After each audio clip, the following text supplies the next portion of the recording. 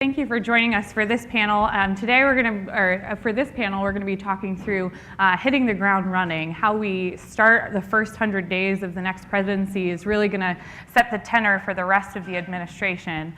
We've heard this morning from folks on, what the real transition looks like and what some of the strategic choices are out there. But today we're going to be joined by some of our distinguished fellows here at the Center for New American Security. And I'm not just saying that because I work with them on a daily basis. So we are joined by Dr. Jerry Hendrix, who runs our Defense Strategies and Assessments program, by Julie Smith, who leads our Strategy and Statecraft program and is also an expert on Europe, by Ilan Goldenberg, who runs our Middle East Security program, and by Dr. Patrick Cronin, who leads our Asia Security program. So I'm going to start with a question of what are some of the optimistic things that we can look forward to? What is the opportunity for a major win in the first 100 days? And I think I'm going to throw that question down to Jerry first. Well, I think that there's been a general sense. First of all, I'd like to say that first 100 days is sort of this legacy that FDR has bequeathed to all of his successors that I think that they all would complain about because of that standard of, how much can you get done in the first 100 days? When in fact, a lot of these issues are major muscle movements that take a lot longer than that, and quite frankly, should be a little bit more well thought out than just trying to get a lot on the board very early in the process. However, I think that there's been a heightening tension in Europe as well as in the Far East. And one of the things that I would recommend, even in the transition phase, is to plan for an opportunity for major exercise both in Europe as well as in the Western Pacific to occur essentially at the time of transition, to get on the board, to show the United States has resolved, that it's demonstrating strength, that it's working with its allies. So in Europe, some sort of a major NATO exercise there, as well as working with our allies in the Western Pacific, with Japan, with Australia, perhaps even with the Philippines, to demonstrate an ability to do perhaps a freedom of navigation operation, sailing in a true freedom navigation operation where the ships would be operating in a normal military mode, well within what would be normal territorial standoffs of these artificialities that China has created. And in Europe, to look at an exercise with the Poles and the Balts to demonstrate that the U.S. resolve is going to work with its allies going forward. I think that getting on the board with that would show a strengthened U.S. National security outlook going forward. All right, we'll move down to Julie. NATO at its last summit this past summer committed itself to having a miniature summit sometime in 2017, and it's loosely talked about doing that in the summer. I think that summit should be moved up and occur in the first couple of months of the next president's tenure. And I think not only should it be a summit where NATO officially kind of blesses the new headquarters that it's spent years building in Brussels, but actually do something that it's never done before and convene a joint gathering between the EU and NATO to talk about two issues: cyber, where they both have some capacity and they've expressed an interest in working together, if you read the communique from the Warsaw Summit, and maritime security, where again there are capacities inside both institutions. And I think that would send a strong, along with Jerry's comments, a strong signal of resolve and unity at a time when Moscow's looking forward to further dividing the transatlantic partners.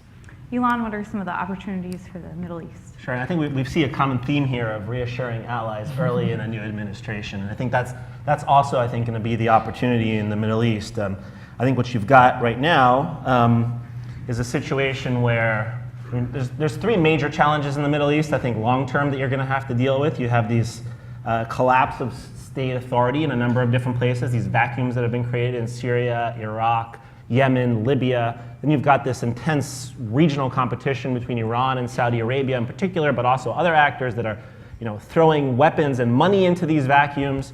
And then finally you have this perception, and I call it a perception, not necessarily reality, it's partial reality, of American withdrawal. These first two challenges you're not really going to be able to address in 100 days, but you can really make a lot of progress on the third one in terms of starting to change actors' perceptions in the region. Now, the sort of source of these perceptions, I think, comes from both sides. Part of it, I think, is on some of our traditional regional partners. they look at the U.S. walking away from Mubarak. I don't think that, and see that as a major source of concern. I don't think any leader of the free world could have conducted that differently with the million people in the street. They criticize something like the nuclear deal, which I think was ultimately in our interest, but they impugn all kinds of other motives to it, which aren't necessarily there. On the other hand, we've also made some missteps, and this administration has made some missteps in terms of the Syria red line experience, as well as, for example, not doing probably enough to push back on Iran's other activities in the region outside of the nuclear question. And maybe finally, and most importantly, has been some of the tone the president has taken in some of his public statements in the last year, especially the interview with Jeffrey Goldberg. So I think there is this moment in the Middle East, at least, which is not all that different than the moment that the opportunity that President Obama had in 2008 and 2009 coming into Europe, which was a lot of our regional partners have pretty much given up on President Bush, even though the policies of the Bush administration had changed and were much more acceptable and appealing to our European partners in the last 2 years of an administration. In the same way, a lot of our Middle Eastern partners, our traditional partners, are looking beyond President Obama and a new president with early engagement, maybe some early trips out to the region, a real focus on Israel, Jordan, UAE, Saudi Arabia, Turkey, Egypt, and trying to engage them at a whole bunch of levels at the cabinet level can make a tremendous difference in just setting a different tone for the next 8 years, which then opens up a lot of diplomatic and strategic opportunities down the line. And Patrick, how about Asia? I would hope a new president would seize the opportunity to get ahead of global trends. The Indo-Pacific is going to determine much of this century. In a country even like Indonesia, where the middle class is going to triple over the next 15 years alone. It's going to be the number 7 or 8 economy by 2030. It'll be in the top 5 by the mid-century. And then there's India and Myanmar and Vietnam and on and on. It's not just China. So the United States president needs to, in the first 100 days, articulate a strategy for a free, open, and prosperous Indo-Pacific, and our commitment. It's going to continue the rebalance in terms of the geostrategic and hard security elements, but it's going to emphasize anew the geoeconomic. It's trade and investment. It's an IT superhighway corridor. It's exporting LNG. It's dealing with a whole host of science and technology issues and people-to-people issues, and trying to essentially put forward the positive vision that will continue U.S. leadership and allow our country to essentially go forth in this century much stronger because we're more integrated with this dynamic rising region. So following up on this question, a more challenging question is, what are some of those thorny issues within each of your regions and portfolios that are going to require a lot of political capital and thus must be accomplished within the first 100 days?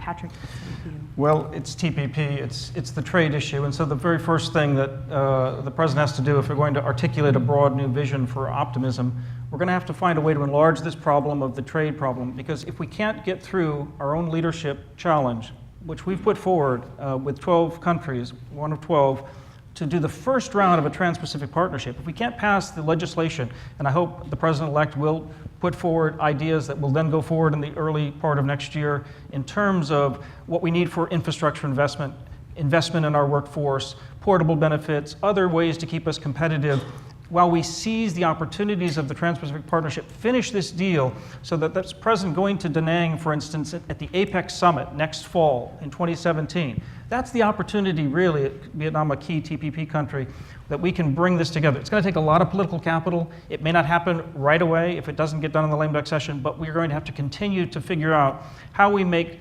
global trade and our national workforce compatible, because we are competing in this global work environment whether we want to or not. Ilan? Sure. I had mentioned before, I think maybe the most important thing that a new administration needs to do early in the first 100 days is actually articulate a theory of the case for the Middle East. I think we've had a real challenge with that. Basically, since 2011 and the start of the Arab Spring, we went into this mode of crisis reaction, which made a lot of sense in 2011. This was really an unpredictable event and nobody knew how it was going to flow, but I still think we're stuck there primarily in crisis reaction mode outside of a couple of big priorities, the Iran nuclear deal and countering ISIS.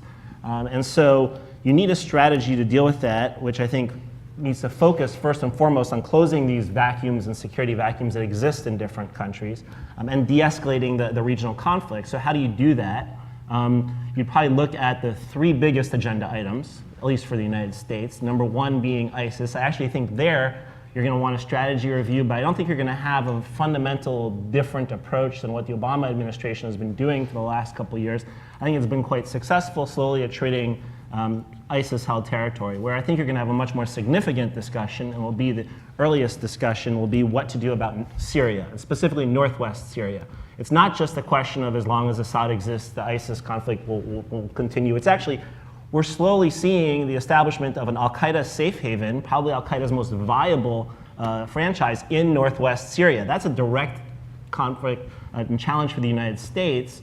And I think that the Russian and Assad regime approach of trying to just bomb this problem away is going to only create a worse situation, since they don't necessarily have the capacity to actually take and hold Aleppo. What they're doing is essentially creating a permanent stalemate where the biggest winner is going to be Jabhat al-Nusra, or successor organization, but essentially Jabhat Fatah al-Sham, but basically an al-Qaeda affiliate. And the biggest losers are the civilians who are suffering on a daily basis. And so what is the United States going to do about that? I would argue, I would hope a new administration would think about things a little bit differently. As opposed to talking about who we are against. Are we against ISIS? Are we against Assad? It's who we are for. It's who can actually take and hold and stabilize this territory. And working with, honestly, I would probably say significantly increasing our support for certain elements of the Syrian opposition and being patient, as we've done with the Kurds, as we've done with the Anbar Awakening, as we've done in southern Syria. And then being willing, the most challenging question in this will be, will we be willing to use some kind of limited coercive military force to try and change Russian calculus, to try and allow these groups to have the space they need to take territory and govern and secure this area, and also to alleviate some of the humanitarian situations. And that's going to be a very, very challenging question for the next president, probably the most challenging one. And interestingly, you see in all the debates, the candidates talking about safe zones, but none of them talk about the military implications of safe zones, or even acknowledge the fact that these safe zones require potentially some military force. And so that's going to be, I think, a huge challenging question. Finally, I think less of a challenge, but also critically important, will be what do we do on the nuclear on Iran? And implement the nuclear deal, certainly continue to do that, and vigorously implement it. But what do you do about Iran's behavior in the region?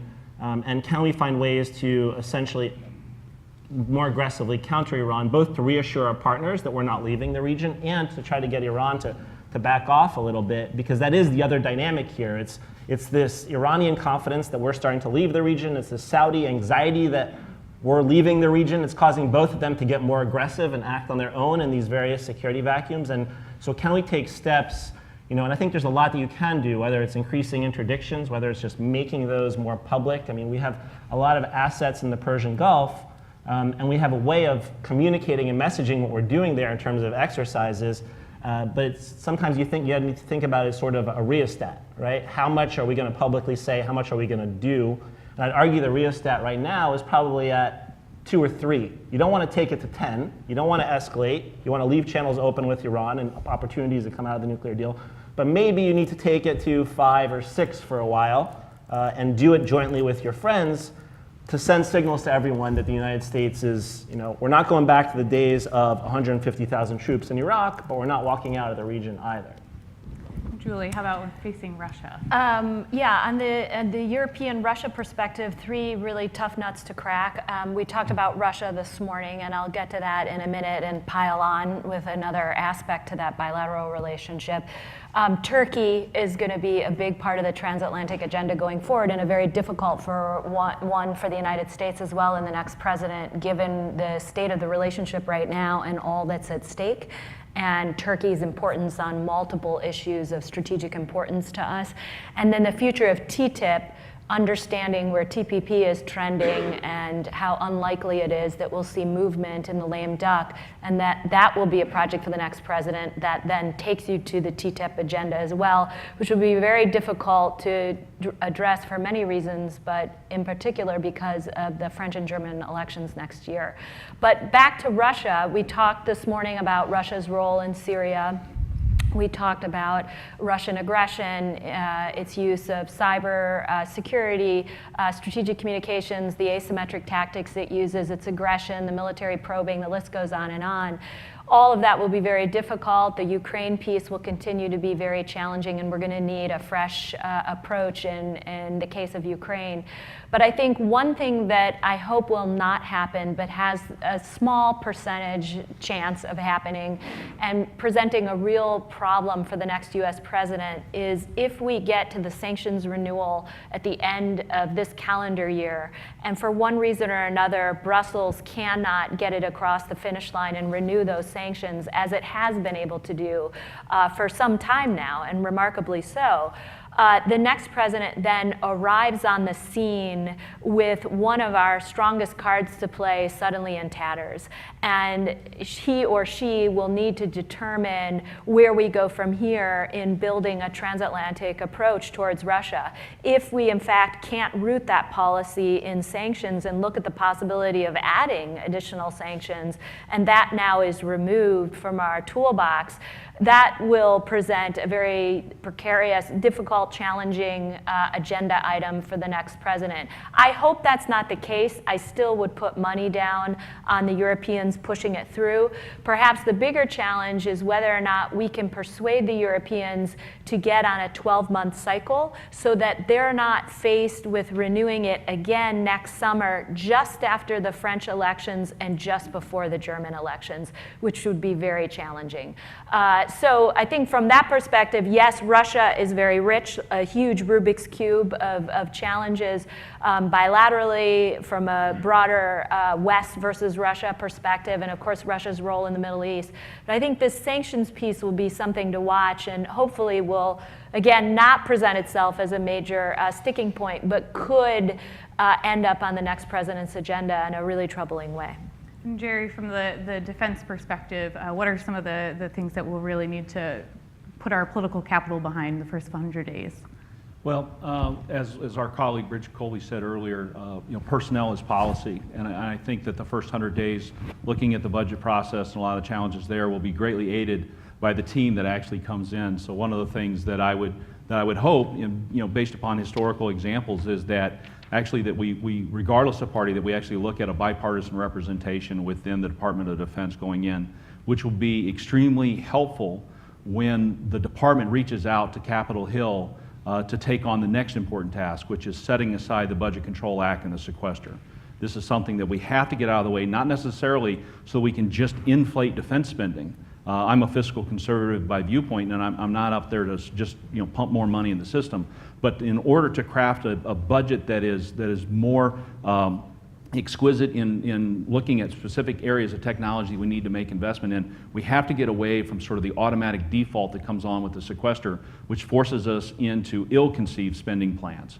And so I think that if we have 100 days that's spent in trying to seat well-reasoned, bipartisan thinking defense leaders that have an ability to reach out to both sides on Capitol Hill, that'll help with that major muscle movement, which is trying to get the Budget Control Act set aside so we can move forward with a new defense budget that's going to take on new areas, new technologies, and new approaches to defense spending going forward.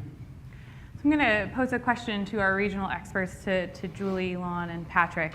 Historically, the first 100 days of a presidency, and certainly within the first year, have been a real crucible for handling international crises in a new administration. So Kennedy in the Bay of Pigs, we've got George H.W. Bush and the coup in Panama as some examples. From each of your regional perspectives, what are some of the crises that might erupt in that really vulnerable time of the first 100 days as you look out at the landscape? Julie, I'll start with you. Well, the obvious pick is Putin obviously deciding to insert himself in some unexpected way somewhere into European territory, whether it's a proper NATO member state or not. His signature move is he looks for a time of distraction. He loves Olympic Games, as we've seen in the past, election cycles, transitions, holidays. We've seen him seize on those moments when he judges the United States or Europe to be looking the other way or the world looking the other way for one reason or another. So it would not surprise me if he would come to the conclusion fairly quickly that that period between November 8th and January 20th would be a good time for him to do something rash. Not necessarily rolling tanks into a Baltic state, but perhaps just something that he believes tests us in a way that we are forced to make a decision about what US policy is, what is transatlantic policy, and to test a rapid response, whether it's a cyber incident on a pretty large scale or just exercising on a border and slipping over just a few kilometers, just something that he believes would fall below, say, an Article 5 threshold in the NATO alliance. And then there's the possibility that he doesn't decide to do that in the Europe space, but somewhere else. I mean, the exercises that they've been conducting in the Arctic are not crisis management in nature. These are full-scale military exercises. The exercises and activities we've seen in the North Atlantic are very troubling. And so I think trying to imagine other spaces where he might try to make a move would be wise. And that's why I do like Jerry's idea of trying to figure out how we might, either with our partners and allies or alone, conduct some major exercise in his words, sphere of influence, that would send the opposite signal to him that we are able to make our way through a transition and yet keep our eye on global challenges and his moves in particular. I think that would be very smart. Ilan? Sure. I see a couple of possible scenarios, but obviously, as you said, probably the one I'm not thinking about is the one that's going to happen. Maybe the most likely or problematic, you could see a major naval crisis with Iran. Think something along the lines of the sailors incident last January or February, except this time you don't have, one of the things that allowed that to very quickly settle itself was there was a direct line between John Kerry and Javad Zarif that was quickly called into action and allowed the situation to de-escalate quickly. I think you'll still have with the new administration over time channels into Iran, especially because of the implementation of the nuclear deal. But early in a new administration, especially since Iran is going to be going into its own political cycle and has a presidential election coming up in the spring, and so you already have hardliners trying to push and undermine what I would call the sort of more pragmatic forces that negotiated the nuclear agreement. You can see a provocative step at sea, an overreaction or a miscalculation on both sides, and no new channels really established to quickly de-escalate, and the situation starts to go up, starts to put pressure and even on the nuclear agreement and other things. The other one is probably Syria, where, I mean, right now there's talk, right, that in the next 3 months Aleppo is going to fall and a new administration is going to face a wholly different situation in Syria and lose significant leverage it would have otherwise had. I am always skeptical because for 5 years we've been talking about Aleppo is going to fall, something's going to change in Syria that's going to make it impossible to do things. Yes, those things happen, but I don't think all options come off the table. But if you get to a moment, let's say in mid-January or early February, where there is an assessment that something major is going to happen on the battlefield that is fundamentally going to change American options. You have an administration that's just come in, they're still deliberating. We're not going, if the US does decide to step up its role in Syria, it's not going to be on January 21st. It's going to take time to go through that process, and then our national leadership is forced into a situation where it's having to make profound strategic decisions about something that involves Russia, that involves our broader position in the Middle East. Under this crisis scenario, I could see that being a really unhealthy thing for the new team, that it's incredibly challenging to do. So those are two, and obviously a third would be some kind of a terrorist attack either in the United States or Europe, that is seen as stemming from, or that is organized and centrally planned somewhere in the Middle East. I think that one is, to be honest with you, I think we know how to deal with that, I think more so than some of these other more unpredictable challenges, and the one that folks talked a lot about. Patrick, what's the picture in Asia?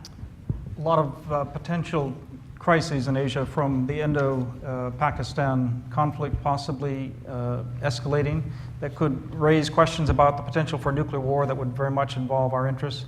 Natural disaster throughout the Indo-Pacific is always ever present. terrorist attacks as well, from Australia through Southeast Asia.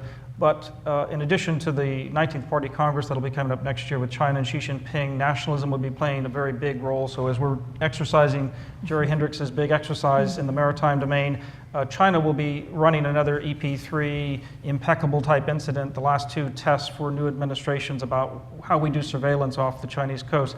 But the crisis that we can predict for sure is North Korea. And that's because Kim Jong-un, emboldened with the idea of a near imminent nuclear weapon, one that eventually will be able to target US soil, will find plenty of opportunity for exploiting a democratic election in the United States, as we heard this morning. It's a long confirmation process, but also in the Republic of Korea, which will start to clarify its election process by next September, just when we're finally got a confirmed administration. South Korea will be heading into its December election. Kim Jong-un will probably use cyber the way Russia's used cyber in our own election here this year, I suspect, on top of missile and nuclear tests. Jerry, you hit on the importance of the defense budget and the overall budget writ large. Facing the new administration, the new president's defense budget requests will be released very shortly after inauguration. If we look back over the last few years, the budget is released in the first week of February. If we go back to the last point of transition, looking at President Obama, it released 37 days after he entered office.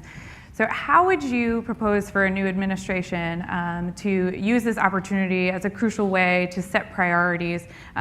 What would be some of the things you'd like to see changed in a future defense budget in that short period of time? And how do they engage stakeholders in that very short process?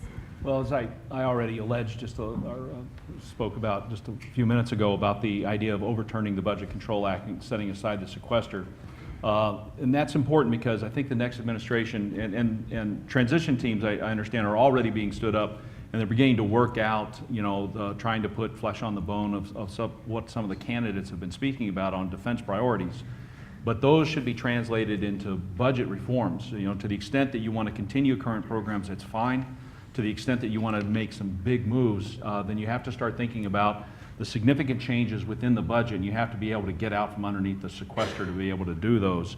So it's the key opportunity right off the bat to be able to set new priorities within DoD on new areas that you want to go. If you want to move significant ships, aircraft, infrastructure, you're going to have to put money in place for that. If you want to build partnership capacity, if you would like to forward base an additional aircraft carrier, for instance, in the Pacific, well, that's a significant cost to work with a partner to build up the type of installation. And the same thing with aircraft. You're going to have bed down areas, reinforced hangars, and so on, and that has to be captured. And so it's okay to have the campaign has made some large promises and it's painted some very large visions, but now it's time to actually put the periods in place and crossing the T's. So I think that it would be good for them to begin setting those priorities, to have a developed budget that can be submitted early. Certainly it's going to be a budget that's going to be heavily debated into the process, but it allows them to set priorities. And so I would hope that either one of the campaigns looks very seriously at some of the emerging technological issues that have been teed up. I know that there will be a change in vernacular. Third offset will quickly fade from public conversation. Hopefully it will be renamed something else and that the initiatives will go on there, because the types of advantages to accrue to technological offsets are important. They've been demonstrated historically, both with Eisenhower and then with Perry and Brown in the Carter administration leading into the Reagan administration. A lot of the Reagan buildup was greatly informed by the preliminary work that was done by Dr. Brown, Dr. Perry during the Carter administration. And so you'd like to see that the work's being done now under Secretary Carter and under Secretary Work would continue regardless of the administration. But I think that they should look at the relative priority in things like space and cyber, which we have a lot of conversations about now, but there's not a great deal of understanding. I think that you want to look at Goldwater-Nichols reform, looking at perhaps relationships with the COCOMs, and have a vigorous debate on that. It's been 30 years since Goldwater-Nichols, and I think it's time to have another look at that. And I think it's time to have a conversation about the balance between the tactical aircraft and the bomber force, as well as manned and unmanned aircraft going forward.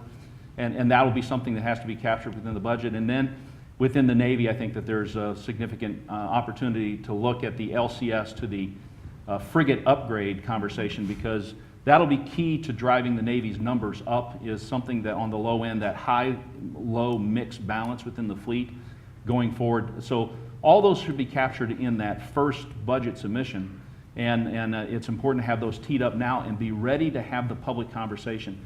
I can't emphasize that enough. You have to reach beyond the Hill to be able to engage with the American public about the importance of its defense and its priorities and the willingness to spend in certain areas and make changes in certain areas. And I think that those conversations have to begin now. Thank you, panelists. So we'd like to all open it up to Q&A from the audience.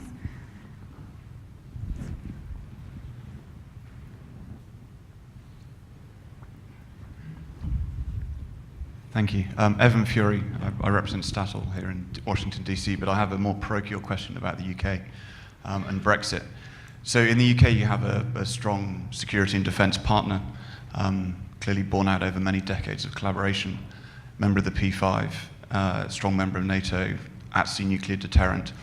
Some of the dialogue we've heard out of the current administration about back of the queue and so on suggests that this strong alliance with the UK is somewhat less strong than perhaps it has been. Is there a role for defence and security as you think about the transition to shore up this relationship, particularly when we look at the context of the threat from Russia that the panel has discussed, and bring the UK closer to the US in this transition period and into the next administration? Yeah, that's a very good question, and I agree with you. I mean, I think we do have to focus on shoring up this relationship. It has not been as strong as it should have been in recent years for different reasons, and we don't have to waste time arguing about what's happened in recent years, but I think there is going to be a tremendous interest by whoever comes in next year to see if we can breathe fresh life into this relationship. And I know that we're being reassured on the other side with lots of visitors coming through, telling us that things will be not just the same but better, that the UK is interested as well in strengthening this bilateral relationship. We hope that's the case, but I think we also have to have conversations about ways in which we might face challenges as partners, and how the UK altering its relationship with Europe could potentially alter its relationship with the United States. And if nothing else, conduct some joint risk assessment, do some tabletops, look at potential scenarios where we could face challenges. But I think we do want to see a very strong partner. We are committed to this relationship. It's a bipartisan concept that this ally is absolutely critical in so many of the challenges that we face today. So we want to obviously bring that relationship in closer on the defense and security front, but in all areas. And I take your point that the messaging that you heard from this administration on the trade front was, get in the back of the line and there's plenty to do. But I think you'll find that the next team coming in will really want to put this at the top of their list. It's in their interest, it's in your interest, it's in Europe's interest.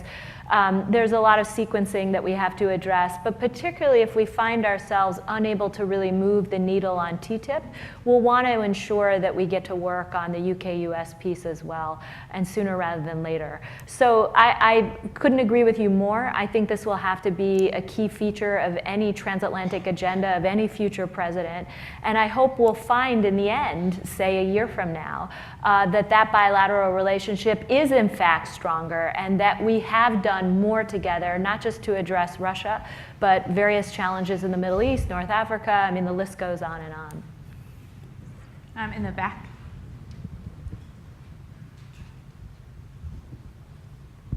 Thank you very much. Joe Sorrenzioni, Plowshares Fund. A terrific panel, very articulate, great insights.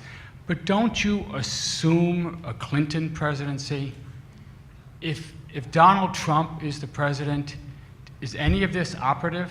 I mean, in some ways, isn't our task to stop him from running, stop him from implementing some of the plans? Wouldn't the national security establishment, at least in Washington, be very concerned about slowing down a President Trump and trying to bring some of the impulses he have more into reality?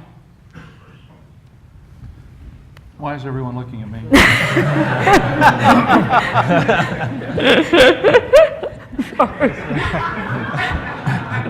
All right. There are a number of areas where I think a large portion of the national security establishment does disagree with Mr. Trump, and certainly, I have concerns about his statements with regard to NATO.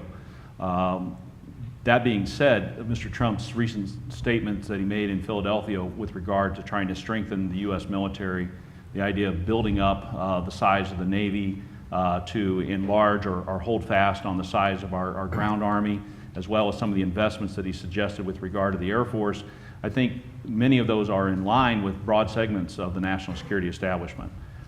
So to that extent, the other aspect is that a Trump administration would also have appointment power over large segments of the national security establishment. So you have to take that seriously, and I think you have to treat the transition opportunity seriously. And we, as a bipartisan think tank, prepare ourselves to be able to inform the conversation with regard to key technologies, key investments, key reforms, and put that information out there in the hopes that either transition team would find them useful and valuable. I'll throw in an additional add, which is just, I think, some of the things that Donald Trump has laid out in the there's all kinds of things that get laid out on the campaign trail, and I think some of them are, I find genuinely terrifying, like the idea that Saudi Arabia or Japan and other countries should pursue nuclear weapons. But I think a lot of those things might get walked back in the world of reality and execution. So, even things like walking away from the Iran nuclear deal on day one are much more difficult to do in practice than in campaign mode. So I think that I think certainly a Trump presidency would create a tremendous amount of uncertainty across the globe very quickly from all of our partners. But I don't think it necessarily, and I think there'll be some things that might be really problematic, but I'm not necessarily sure that there is a absolute strategic vision that he will be able to just sort of push forward, or if there'll be a lot of being constrained by the reality in which he's operating as well. So I think we'll have to wait and see. I think all we can do is offer up what we think will be the best policies that the United States should pursue, no matter who's president. I think that's sort of what we're trying to do. And can I just add one thing? We ran this project last year, Extending American Power, where we were convening groups of Republicans and Democrats to look at many of the challenges that we're talking about here today. And we found a remarkable level of consensus. I mean, we can, of course, find disagreements over, say, the Iran deal, and you can kind of tick through the list. But by and large, I mean, the kind of national security community, as it were, represented by many people in this room, we can find common ground on a lot of these challenges. And assuming that a Trump presidency were able to tap that community, we may not find ourselves as far apart as one would imagine. But yeah, based on what you hear, you see huge gaps. But you have to assume that at some point a number of folks that are in this city would somehow find their way into that administration and tip the balance a little bit. I'm about to take my third trip to Asia in the last month, and it's every place you go, you're of course asked about the dangers of Donald Trump and what is America thinking, what are they doing, how can they do this to the Asian region and the world. So it's a serious challenge. It may not be as bad as it sounds, though, as Jerry Hendrix was suggesting and as Ilan and Julie suggested. Cooperation through strength, geoeconomics, they may be terms that a Trump administration with the right staff could eventually come to learn and figure out how to implement. With the Clinton administration, you obviously sense that there's no education needed. Even though it'll be difficult, there's plenty of expertise.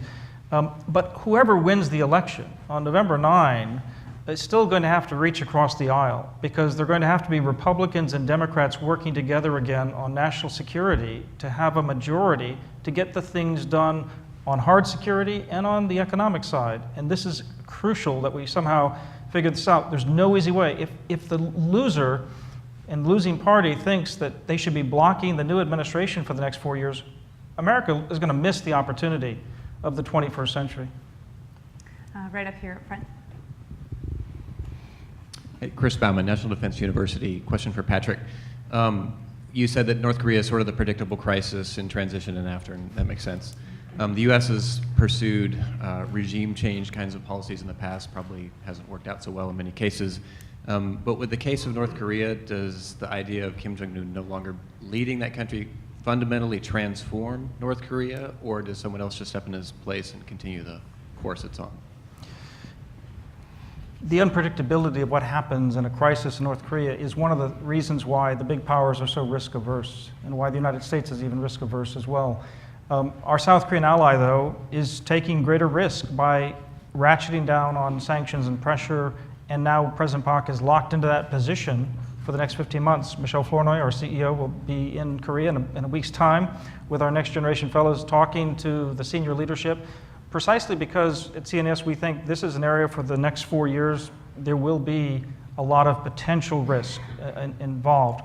We can't shy away from the risk. We've got to prepare for crisis management to reach out to senior military leaders in North Korea to try to divert them from doing bad things. We need to be better prepared with the region for managing a whole range of crises. We need to be much better at information warfare in general, not just to the senior leaders, but to junior elite, but also to people on the ground. So there are a lot of things that can be done. This is the old Kurt Campbell line about, we have two choices. We can be badly prepared or really badly prepared. So we're trying to be just badly prepared for dealing with a range of crises, because even though I can say it's going to be a problem, I can't tell you exactly what's going to happen. To specific answer to your question that came out of Korean officials when I was there a week ago, the sister takes over, the generals really run the show, the generals are more in line with Beijing. That's not necessarily good, said the Korean officials.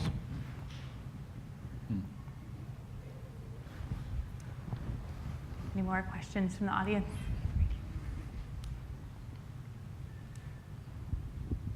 Hi, Miriam Krieger, United States Air Force, currently working for General Dunford on the Joint Staff. So the National Military Strategy reflects some of General Dunford's key themes about the nature of war, the increasingly trans-regional, multi-domain, and multifunctional character of war that we're facing. And as we look at the litany of guidance documents in which we have to nest, I'm always interested in how important the national security strategy, getting that out, and what the key precepts of that strategy would be for the next administration in order to drive the bureaucratic litany of guidance that moves down from that, not just in the DoD, but also in energy and in commerce and in the intelligence community. I'm happy to start. On the national security strategy, I think you have to think about timing. And you obviously have to think about the document itself, but on the timing front, it's got to get out early, and it obviously, as you noted, feeds into a lot of other processes. And if you don't get it out early and with some regularity, I think you really encounter challenges in relaying to your own team where you're setting priorities and placing emphasis, but also to Congress, to the few in the US public that want to look at it, but also to our adversaries and our allies that read it very closely and look for messages between the lines. They care about the ordering of things. I remember in the defense review in 2012, Europe was not the first paragraph. It caused a lot of heartburn, you notice that. And so these things have to be done regularly. And, I think this administration, frankly, has not gotten out the NSS as much as many versions of it as it should. I also think it's become too often just the Christmas tree where everybody hangs their special ornament on it. And more thought has to be given about shortening it, which they did a pretty good job with in the last version, but I would shorten it even further. And prioritizing, really placing emphasis. Don't allow every single office to put in their paragraph. It just clouds your message, and in fact is not a strategy if everybody gets to say their piece of the pie is the most important one. But the other piece I would add to this that I think we're really failing to do is we should challenge ourselves. The next administration should come in and say, a year out, we're going to do an annual review of the NSS collectively, and we're going to look at where we got it wrong. And it's fascinating to read these things a year later. You just can't fathom. Looking back at the one from 2010, Russia hardly appears on it at all. And the difference that you see then in 2015 So having some sort of process where the administration gets a timeout, 2 hours on a Saturday morning, 3 hours, whatever it is, bring principals in and have a look and determine, what lessons can you draw from that, and then where are you going to make the mid-course corrections, and either communicate that to your own team or to the outside world or not. But I think giving principals the chance and the time and the space to do that would be time well spent. So this will be my first transition as a civilian in 26 years, because I just retired 2 years ago. And so most of the last transitions of my adult life have been viewed from wearing the uniform and being in the ranks. And so my thought on national security documents is that they've had somewhat declining utility. I view them largely as strategic communications documents to try and paint some sort of a larger picture of where we wanted to go. But they've been a decreasing emphasis on really calling out emerging threats. Because there's always diplomatic implications of calling out certain countries as rising powers and so on, and trying to avoid sort of trying to go head to head since the end of the Cold War. The thing that I would be interested in is how quickly we can begin generating sort of the classified net assessments that are going on behind the scenes to get a good vision for the administration on where we are in the world, who's coming, who's going, and where the significant challenges are that we can begin making the puts and takes decisions with regard to the budget, the posture of forces, and so on. Although the NSS is important, and I agree with Julie that it needs to be rolled out quickly, from an administrative standard, I would be operating behind the scenes to try and figure out how quickly we can get to a good base understanding of the U.S. position in the world today. All right. Any other questions from the audience?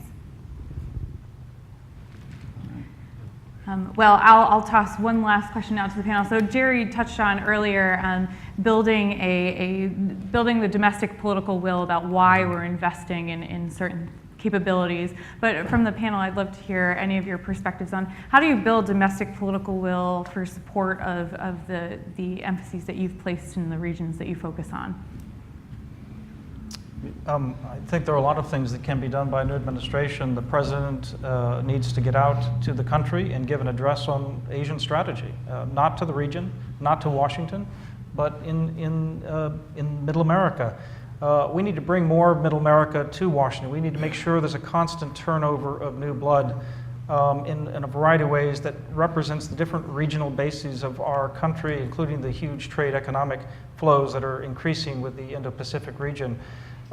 We need to increase our educational programs. I mean, what we've just done in Vietnam, for instance, in setting up real educational programs to train Vietnamese in English, but also in high technology, not only will facilitate things like the Trans-Pacific Partnership when that finally gets done and Vietnam is a member, but we can replicate that in the big fourth largest country in the world, Indonesia. And we can do this throughout other countries like Myanmar, where there's huge economic opportunities to be had. So we need to bring that education to our universities, our state and local universities throughout the United States, not just Washington, D.C. This is just part of a very big enterprise that we need to do slowly, gradually, but increasingly throughout the next administration. So in the Middle East, the biggest challenge is that we've been in the Middle East for the last 15 years, and the American public's initial instinct is, get me out of there. So what is a sustainable policy that can actually be sold to the American public in terms of our interventions? We had 9/11, we had model number 1 for dealing with the terrorist safe haven problem. We're going to put 150,000 or 200,000 troops to places like Iraq and Afghanistan. I think that wasn't politically sustainable in the United States, and also was too costly for our own interests. I then argue you probably had model number 2, which was pull back to the point where we had 0 forces in Iraq. We were just sort of using over-the-horizon type capabilities. We had no forces on the ground in Libya outside of maybe some small numbers of special operators. That also turned out to not work, and we ended up with a situation like ISIS. We didn't see it coming. So really the sales job for the next president is, I think we're stumbling, actually, colleagues in the administration will say not stumbling, but actually thought this through and going there. I think it's a little from column A, column B, into a strategy that could work, a doctrine that could work in the Middle East long term to deal with these terrorist safe havens. And you see it with what we're doing really in eastern Syria and western Iraq with ISIS. You're talking about support for local opposition, groups that actually have legitimacy on the ground and can take and hold that territory that are acceptable to our interests. Coupling that, and acceptable I think needs to be defined very broadly as groups that aren't interested in conducting terrorist attacks outside of that territory and are not so extreme or ideological that they won't be able to get along with other groups inside that territory and keep the problem going. Then, adding to that support then becomes the limited but necessary American military support that comes with it, and then, which is, I don't think, going back to 150,000, but it's also not zero. It's the enablers, it's the advisors, it's air power, things like that. And then adding to that, engaging your regional partners and trying to get to some kind of a political solution. But that's a model that seems to be working and is building political support in the United States where we don't have large numbers of Americans in harm's way in the type of large casualties, where we don't have such huge investments. It's not on the news every day. That's sellable. The question is, can you then take that model, explain it to the American public, and then deploy it elsewhere, Libya, Afghanistan, and all these other Yemen, and say, this is something we might need to do for 15 or 20 years, like we've been doing in the Balkans or elsewhere. So we might have 5,000 or 10,000 American troops in Iraq through 2030, 2040, and make that case. I think you can. As long as you're not seeing it on the news every day as things are going badly and we're losing people and we're paying exorbitant costs. Julie? Well, this is a new question for the transatlantic crowd. We've had the benefit of just knowing in our hearts that Europe, it was kind of self-explanatory, that most Americans understood the value of the transatlantic relationship and kind of centered Europe as the heart of our history during the Cold War and should remain at the center of US foreign policy. And all that's changed. The whole generation of folks that put Europe at the heart of US foreign policy, they're aging out. And think of you can name any foreign policy, national security great in the United States. On the left, the right, Madeleine Albright, Dick Lugar, Condi Rice, Bob Gates, Steve Hadley, and the list goes on and on and on. They always started on Europe and focused on that region first and foremost. And we've now had our own self-declared Pacific president. We're going to have more people like that that have less affinity, less exposure to Europe's culture, history, fewer personal connections and experience operating there and with our European partners. And so for that reason, we do have to invest in a new narrative describing why Europe matters, why our partners there are important, why in some cases it's okay if they're a little under 2%, if they still show up and make the right investment choices. So it's a whole new experience for Europeanists to feel like they've got to get out there. But Patrick's exactly right. I mean, we have to make the case to the American people and do it beyond the Beltway. Clearly, there's a huge disconnect from what we've seen in recent months between what Washington thinks and the rest of the country thinks when it comes to foreign policy. So we do have to start fresh and kind of restate the case for the transatlantic relationship. So I grew up on a farm in Indiana, and I was home last weekend. And it always amazes me when I talk with my parents. My parents are both retired now. My father's a farmer. My mother worked at Walmart. And their understanding of where things come from and where things go to. So with all the big box stores, there's a big question about how do all these items get here. And with Dad and the crop of soybeans and corn is just about to be picked, so it was kind of interesting to walk the fields with him this time. Where is all that grain going? We are a net exporter still of agricultural products.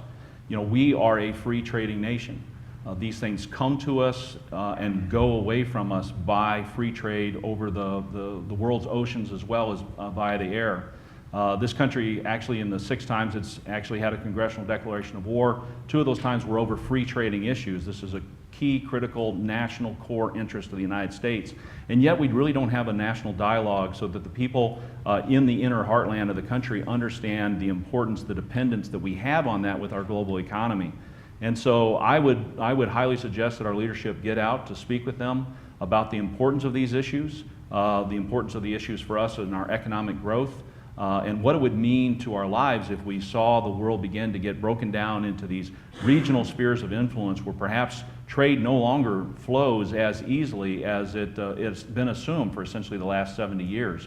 I think that everyone looks at the free transport of goods upon the world's oceans and through the air as a given, but it's a given that's guaranteed by our investments in our defense. And as that defense atrophies or shrinks or gets smaller, we're beginning to see challenges at the margins. And I think that we have to step back up and have that conversation with people, because I know from just my conversations at home with family and friends, that does not permeate into their local conversations. Well, I'd like to ask you to join me in thanking our panelists for this great conversation.